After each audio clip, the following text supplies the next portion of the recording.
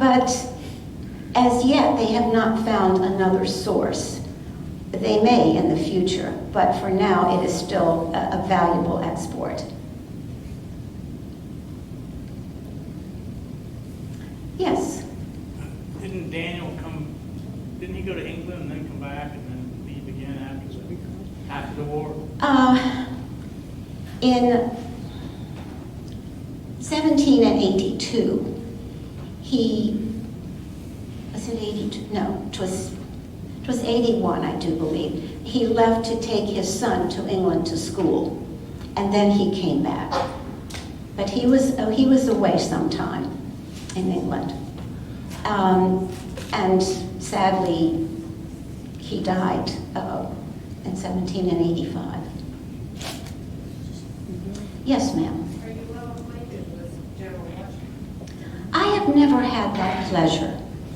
My son Charles knows him quite well. He went north in the lull in the war here in South Carolina. In 77, he went north and was part of the general's military family. He is speaks very highly of General Washington. Are there any more questions? Oh, I see James. James, you say the governor is on his way? Oh, indeed, that is good news. Now, ladies and gentlemen, since the governor will be with you shortly, I will take my leave of you. I had promised to spend the hours after dinner with my grandchildren. I do not like to keep them waiting over long. It hath been my pleasure to have spoke with you this day, and I do trust that we shall all meet again. Until then, ladies and gentlemen, I bid you good day.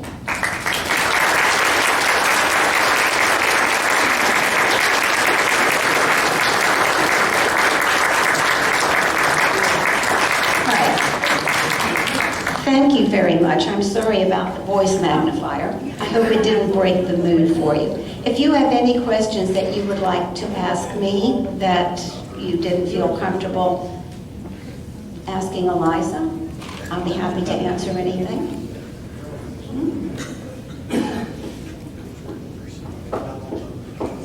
What sources did you base most of your interpretation on?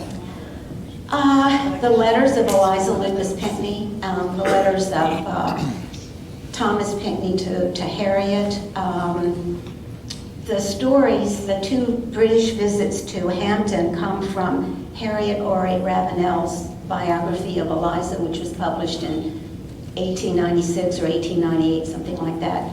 And she says, I know I've had this discussion with Charles and with Karen about Bannister Tarleton being at Hampton.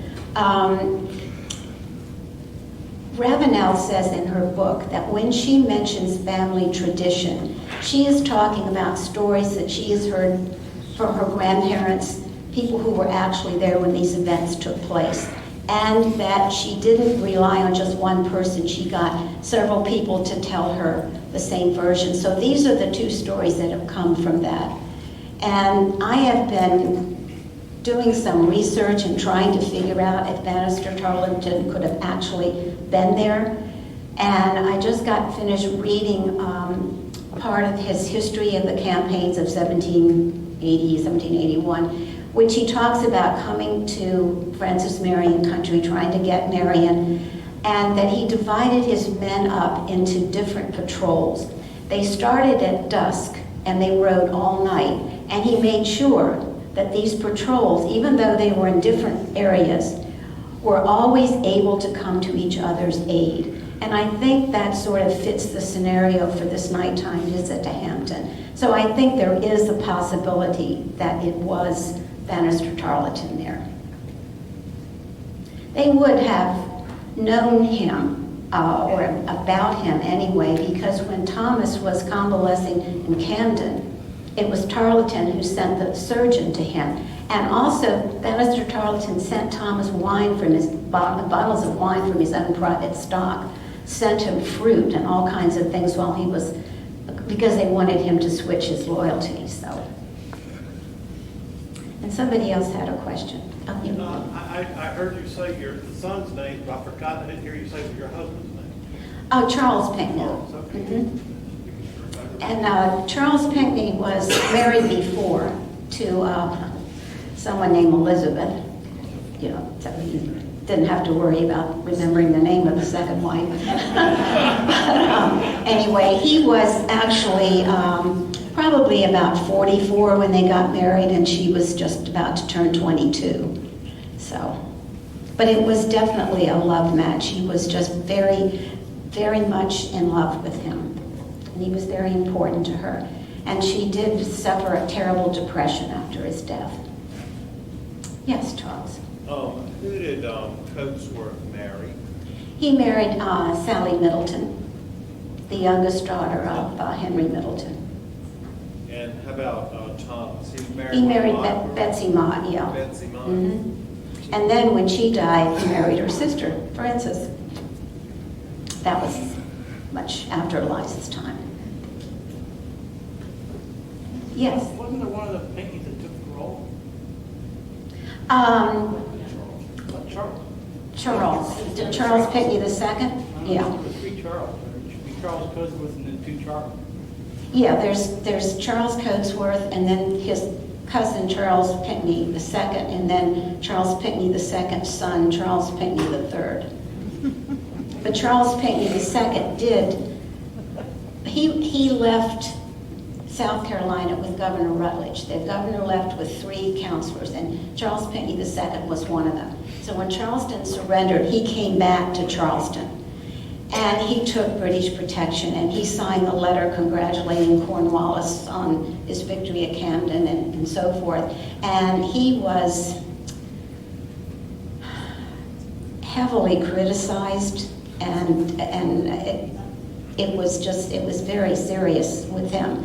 And Charles Coatsworth and Thomas both tried to get him to come out of Charleston and, you know, and face everything, and he wouldn't do it. And he did die in 1782, so.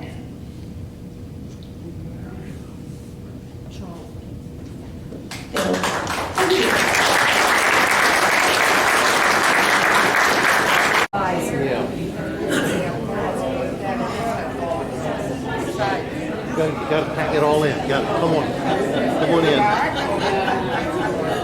Okay. A little bit closer. Look in. Come on in. Yeah, I do. These ladies here.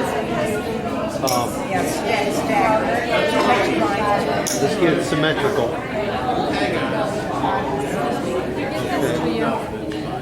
From the ELIZA Lucas Pizza chapter. Oh, okay. Sorry.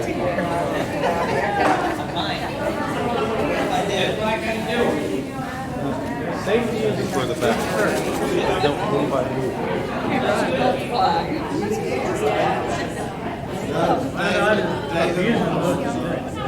He's on his own schedule.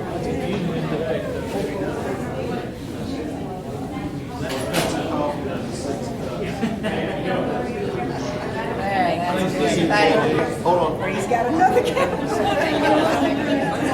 Ernie's doing it. Jack's doing it. Claire's doing it. That's good. I don't know. I just I'm not sure. Want one more? 2, 3 more. Okay, 2, 3 more. That's great. He's a visual talk. Yeah. Okay, Shirley. That's right. Got it?